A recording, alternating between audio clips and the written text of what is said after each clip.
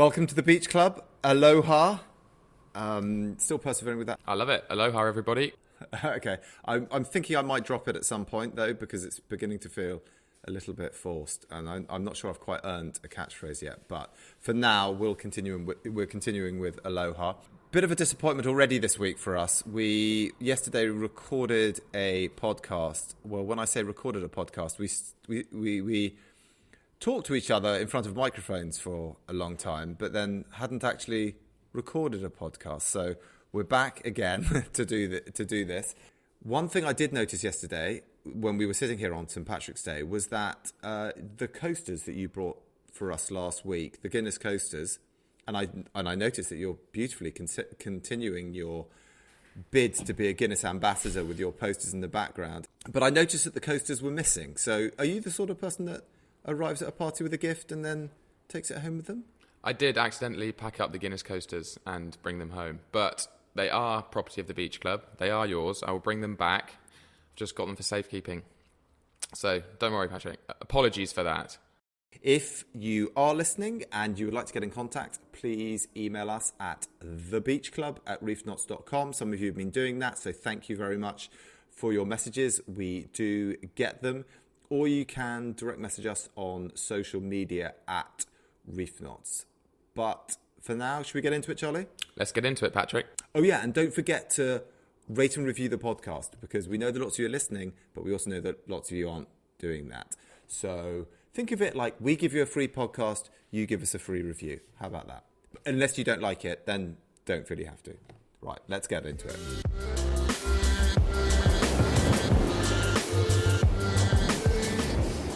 Peaks and troughs of the week. We're beginning to get a bit of a tradition that you go first. Happy to go first. I don't really feel the need to break it. I'll lead the charge with my peaks and troughs, my high and low moments of the week. So I've actually got two troughs that I want to discuss with you, Patrick. The first was I fell off the wagon with regards to smoking. I had a few cigarettes. Yeah. So that's a bit of a personal defeat for me. I've let myself down. This must have been quite recently, because this wasn't the trough that you did yesterday. So I'm sorry to hear about that. Well, it was after the stress of failing to record our podcast and sinking a few Guinness that kind of spiked my appetite, to be honest. Oh, well, Charlie, I'm sorry to have put stress into your life. And what I can recommend is that just down the road here from us at the Beach Club, we have Alan Carr, who is the master of hypnotherapy. So you can go in there, have some brain magic, and you'll be right as rain in no time. That worked for you, didn't it? Yeah. I almost sort of Charlie Sheened it. I was like, right, I'm going to give it up, and then I just blinked and it was gone. But I did read a book that was apparently sort of hypnosis-y and had a CD, and I listened to it and I never had a puff again. So it can work. Well, I'll get there. Yeah, you just got to get your brain to the place where you realise that your life is better without smoking, and then you'll be gone. I'm definitely not there. I'm contemplating whether life's worth living without smoking at the moment. So yeah, you've got a few more steps to go down the path. So my other trough was on Sunday watching the Ireland-Scotland game. We were 20 minutes behind time watching it with the boys in the house. Very lads moment. And Charlie goes and ruins it by sitting on the remote, going to live. We see Johnny Sexton win the game, and we've lost a big chunk of entertainment from our Sunday. No. Yeah, so I let the team down. That is an absolute minefield with the Sky remote. If you accidentally press the backup button and you're on sort of live pause or whatever they call it, there's nothing more disappointing. And suddenly you just see the score just go dung, and it's like the end.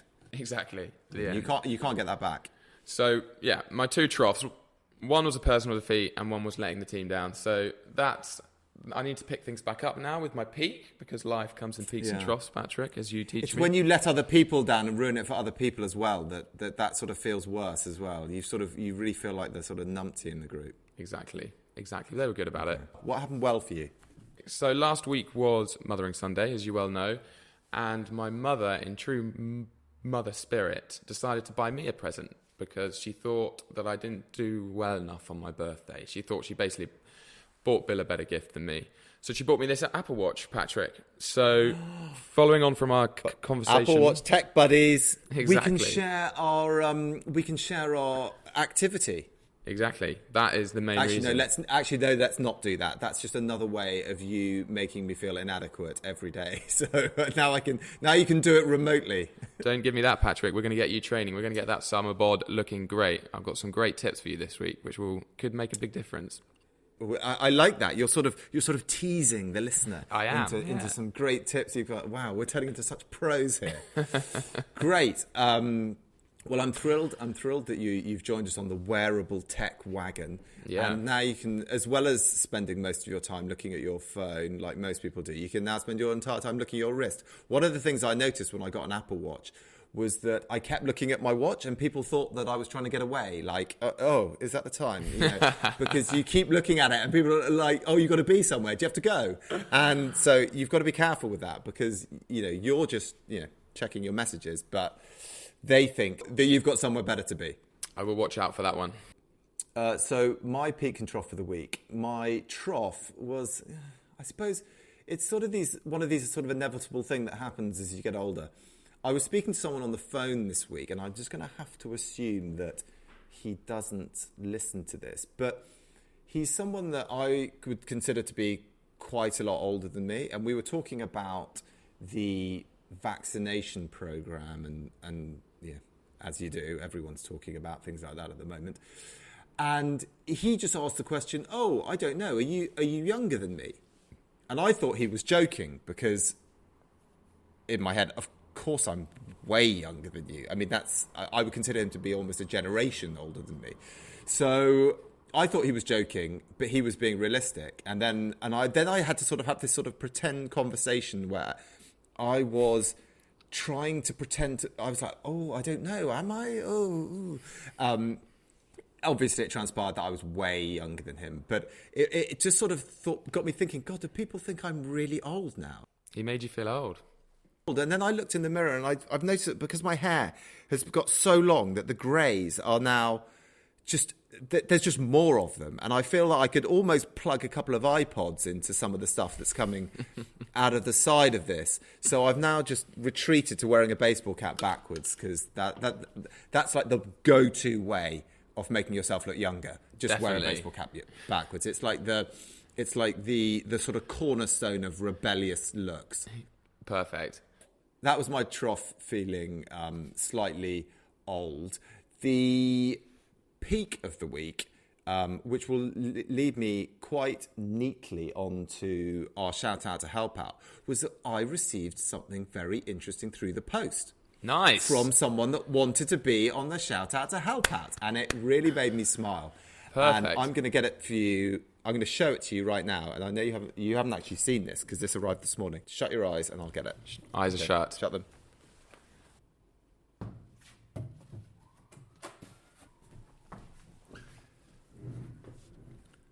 Okay, you can open your eyes. What's wrong with this picture?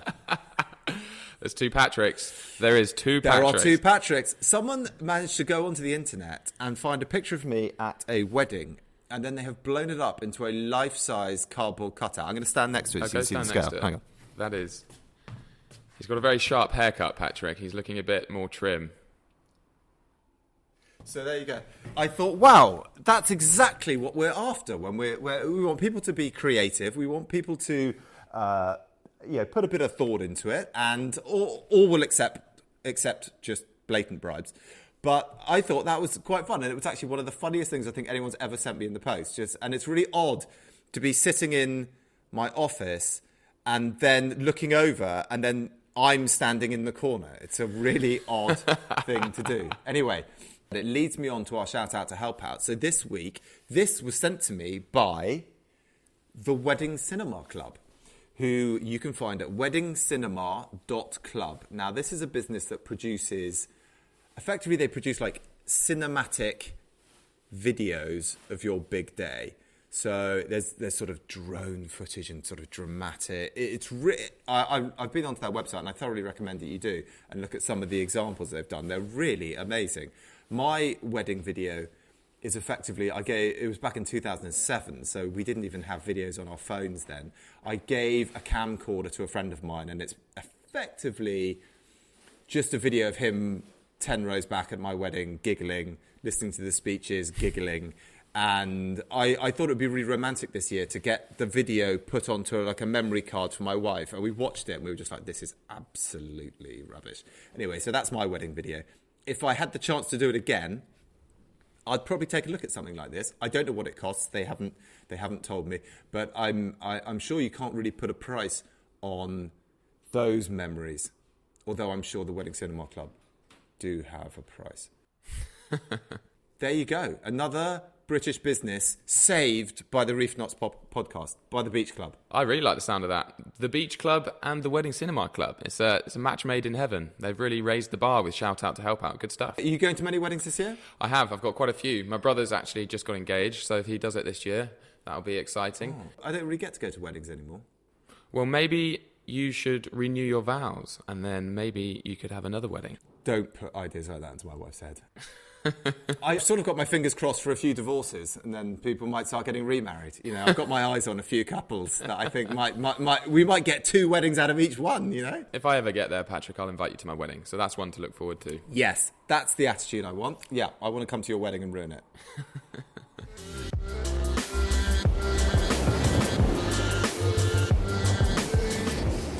You know what I promised last week? New feature. New feature. It is time to let's get into... No, I've no. Say that again. Say I've got a new feature. I've got a new feature. Let's get into it. Let's get into it. Okay, this is the time. This is the time when I am going to try and bring people into something that I've learnt about or I like, and if Charlie, if you ever got something, you can take over the let's get into it section if you'd like. But this week, I want to light a fire in your heart, Charlie, that I trust will never be put out. Wow. If you know where that quote's from, then please drop a comment. It's a very famous quote from somewhere. Today, Charlie, we are going to be learning about my favourite sport. Well, yes, it's up there with my favourite sport. And do you know what my favourite sport is? I know you're a big fan of synchronized swimming. I don't know outside of that. Well, that's just a hobby of mine. But the sport that I love above all, probably, certainly at the moment, is the NFL. American football, the Gridiron, as some people call it. Anyway, I've been intrigued by it since I was a very small boy, and someone gave me a number 13 Dan Marino shirt, which was lost one day on the way to Edinburgh by British Midland Airline. It was the first time I'd ever been on an aeroplane, and they lost my Dan Marino shirt and all our luggage, and it was something that, as you can tell, still sits with me today. So I've always had a soft spot for the Miami Dolphins. I've been to see the Miami Dolphins out in Miami, funnily enough, and it was an absolutely amazing experience, and it's something that really got me into this as a sport. It's exactly what America does best, which is bigger, better. Yeah, it's what America kind of should be. And I know what people think. The NFL is effectively a sport where everyone plays an entire season, and at the end of the season, Tom Brady wins a trophy. And generally that has been true, but I'm going to give you 5 reasons as to why I think you should watch the NFL. Now, the first reason is that you can watch live NFL here in the UK. They do about 4 games a season. I think they do them at Twickenham and at the new Tottenham Stadium. In fact, they've put an NFL pitch under the Tottenham pitch at Tottenham. So you can watch live sport here, and it's a great experience. And I'm going to take you, Charlie, when next time they do it, we're going to go and watch it, and you're going to fall in love with this beautiful sport. Fantastic. And the reason is my second point, which is it's the perfect blend of action and strategy. So it's a very big, tough sport, big, strong guys hitting each other. That's great. But it's very, very technical. So it's one of those sports that you can get as deep into as you want. The third reason is that every season at the end goes to knockout. And that is something that adds a level of excitement which we don't have in some of our leagues here. But they do have it in like the Championship, in the Football Championship. You know, they have the final at Wembley. The winner goes to the Premier League. It's an amazing game. You know, you don't get that level of excitement in the Premiership, and they have it every year. And then you go to the Super Bowl and you got to win that, and it's just it's a huge event. Yeah, it's a bit like the World Cup or the European Championships at the end of every season. It's knockout. The fourth reason is it's actually quite a level playing field, the NFL. They have a streak of socialism that runs all the way through, and the fact that every year all the new best players that come out of the college system, it's the only way you can effectively get into the NFL because there are no lower leagues. You either come from college and you get drafted into the NFL, but the best players go to the worst teams. So it helps even up the balance of the league. So what you find is that in the last 12 seasons, there have been 10 different Super Bowl winners. So that's testament to the fact that A, they've got a salary cap that works, and B, the draft is levelling things up. So whatever team you support, it's not like being a supporter of a lower league team. You could effectively, in a couple of years, be winning the Super Bowl. So I think that's a good thing to keep your interest in. And the final reason is you get to pick a team. For any reason you like. Maybe you like the colour, maybe you like their name, maybe you like, maybe it's just somewhere you've been. But you get to choose a team. You don't have to choose the horrible football team that you've been supporting for your entire life that's never won anything. You can go straight to the top of the tree. You can do as much digging as you want into the NFL.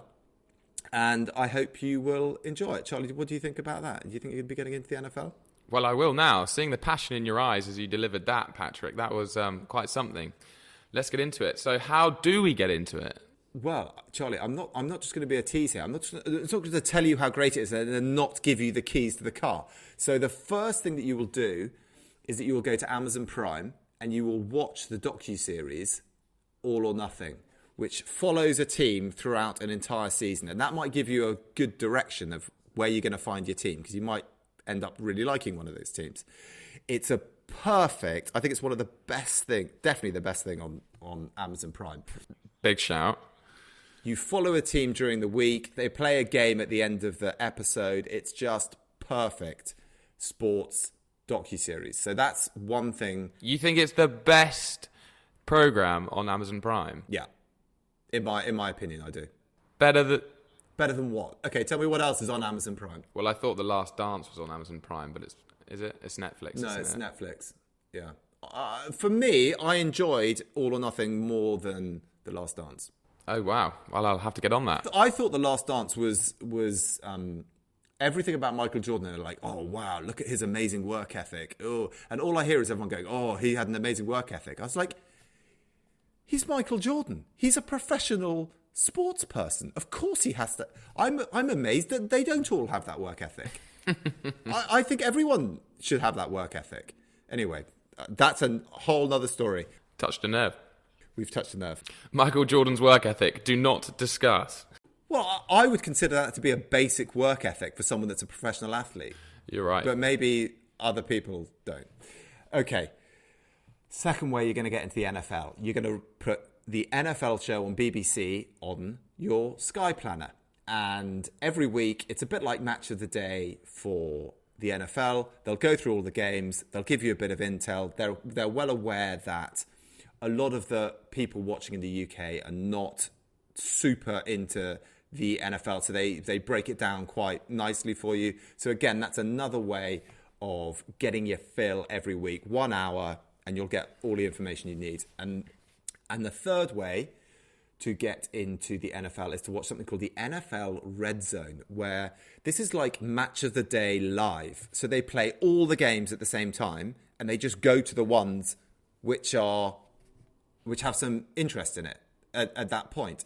So you can get to watch the entire week's games over the period of one game, and everyone plays on Sunday night pretty much. And it's just a fantastic way of watching sport. They should play all sport like that. But the real reason is if they did, no one would ever go to it. So the NFL Red Zone, it's not even on a paid Sky Sports channel. I think it's on one of the free Sky Sports channels on Sunday night. So that's another way. Every Sunday? pretty much every Sunday during the season. So when's the season? Well, the season starts in about September and it runs through to early February, I think. So you've got a bit of time to do some homework, to watch the All or Nothing series, pick your team and get ready for when it all kicks off again later in the season. So that is... September. Yeah, so there you go. I think you can feel that it is something that I enjoy. I think everyone should get into it, and that is our first let's get into it. Well, Patrick, there's only one thing I can say about that. What? Let's get into it. Oh, okay, good.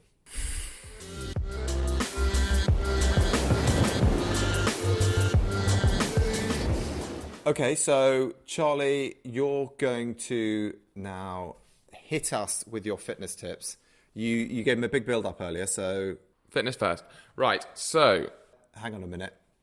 I've just noticed on my camera that the focus is now on cardboard Patrick and not me, so I apologise if the video has been out of focus. I'm just going to remove him. Is he stealing your thunder, Patrick? Right, I'm back. Okay, fine. Charlie, fitness tips. Let's have them. Okay, so you weren't a big fan of my nasal breathing tips last week, Patrick. Oh, no, that's not... I wouldn't say that. I've been practicing in my sleep. Well, you're supposed to be doing nasal breathing while you work out. Was that the point of it? That was the point. Yes. You can't run while breathing through your nose. With practice. I didn't realise that was the point. I thought you were just... Okay. With practice, you can. No, I think I'd pass out if I did that. Let's gloss over that. Okay. That was last week. Move on. We've left it behind. We're building on the active calories from episode 2, and we're basically talking about getting that summer bod, Patrick. Shredding a bit of fat, bringing... Yeah, that's what I like. Now you're in my section. Bringing those abs to the surface. So you're going to have to bear with me on this one. Okay. So I've got for you here, Patrick, today is an equation for that summer bod you've always dreamed of.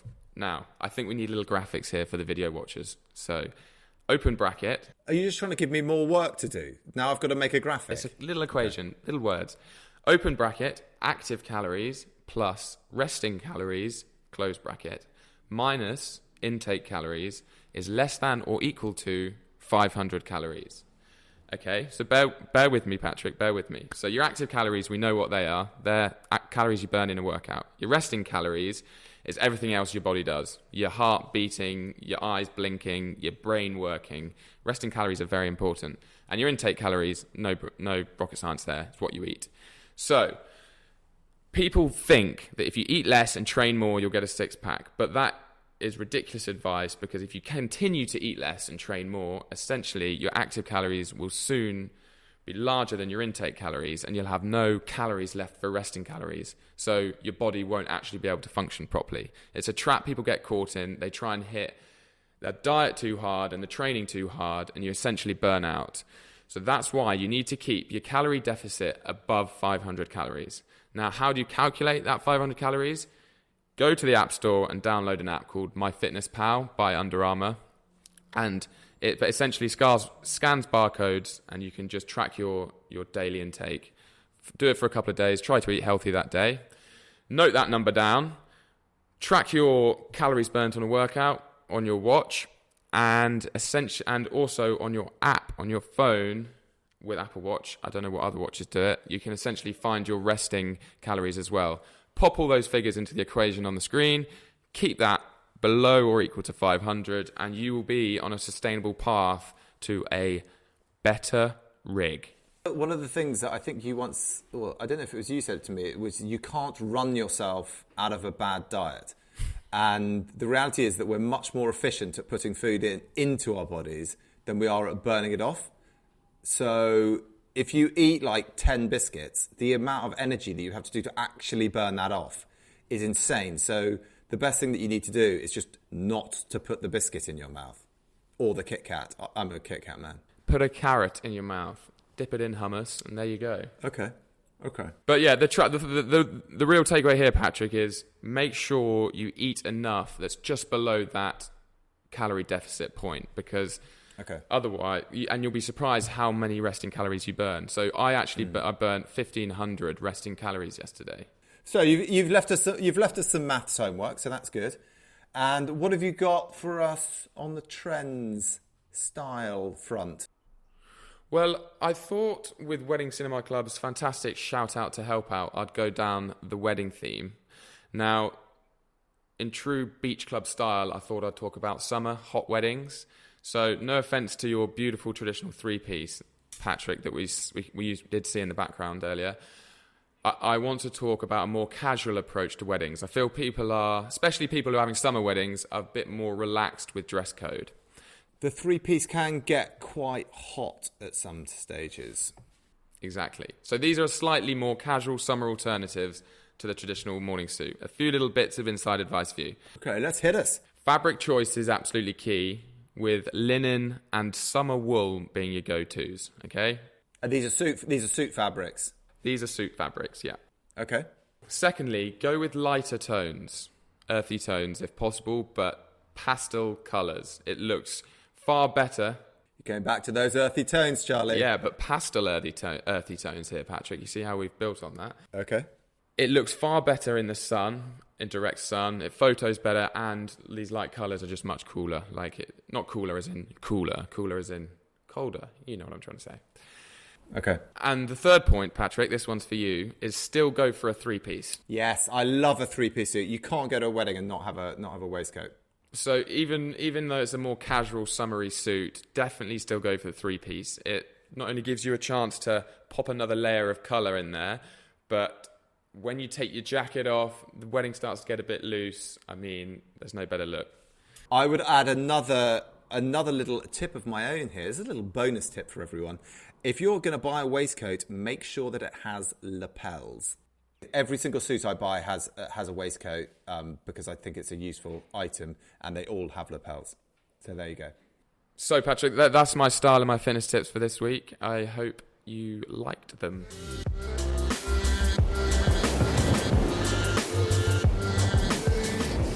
I think it's time, Charlie, to pull up the anchor and sail back into port, because I'm going to call this the end of our podcast.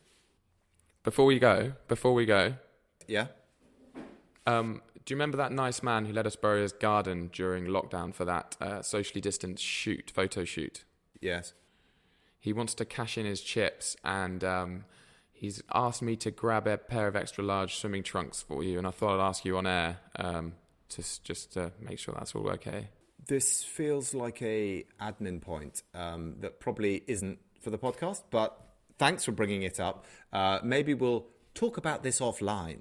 But the answer is yes. And if anyone else ever has a nice place that they think would be good for a photo shoot for us, then please do get in contact. We're always looking for nice, smart spots. So actually, Charlie, that's quite valuable. We might keep that in. Anyway, thank you everyone for listening to episode 4 of The Beach Club, which we're now calling our wedding special. If you'd like to get in contact, as always, thebeachclub@reefknots.com, or message us on social media. Please rate and review the podcast, or give it a like on YouTube, or ring Charlie's bell. And we will see you next week. Thank you, Charlie, for joining me. Thanks, Patrick. Thanks for having me. See you next week, guys. See ya.